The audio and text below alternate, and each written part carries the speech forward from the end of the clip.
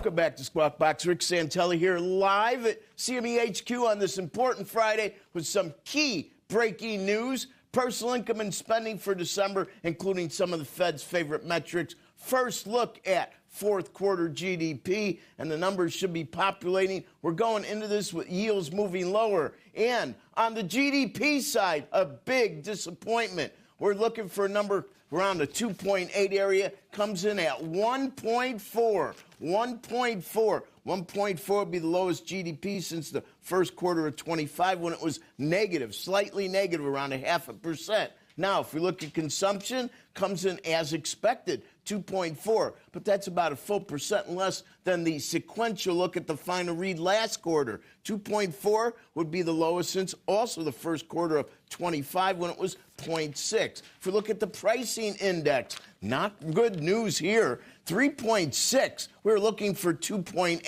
3.6 is 0.2 lower sequentially, but much higher than expectations. 3.6 would equal where we were in the first quarter. We got down to 2.1 in the second quarter of 25. Of course, last quarter is higher at 3.8. Finally, if we look at the PCE core pricing index, 2.7, one tick hotter than expected, 2 ticks cooler than the rearview mirror, which was 2.9. Personal income up 0.3, exactly as expected. And last look, it's upgraded to 0.4. On the spending side, looking pretty sharp here, up 0.4. And last look, downgraded from 0.5% to also up 0.4. That 0.4, by the way, is 1/10 better than expectations. Now, if we look at real spending, accounting for inflation, it was up 1/10 as expected, but that's 0.2 light to history. It equals September. To find a lower number, you're going back to May of last year when it was slightly negative.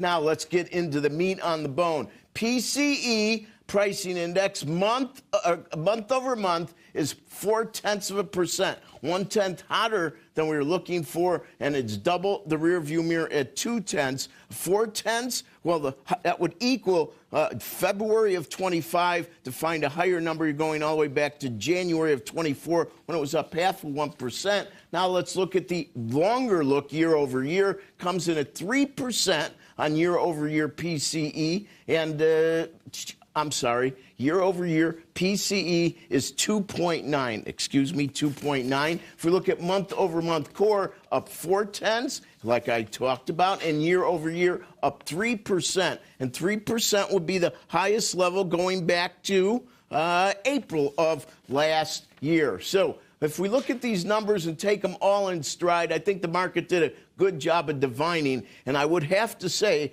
that many, including Steve Leisman, thought this number would be hotter than expected on the PCE front. And indeed it is. But if we look towards history, we have made a little bit of progress on some of the numbers on the GDP side, but not much progress on this side of the equation. On the week, well, where were 2 years last Friday? Last Friday, a 2-year close at 341, Joe. That was the lowest yield close going back to SEP of 22. Right now, it's hovering at 346. And if we look at the 10-year at 406, it closed last Friday at 405. That was the lowest yield close going back to the end of November of last year. So markets are taking this somewhat in stride. If you look at the pre-opening equities, the Dow futures are basically on the lows of the session, down a little over 110. Back to you.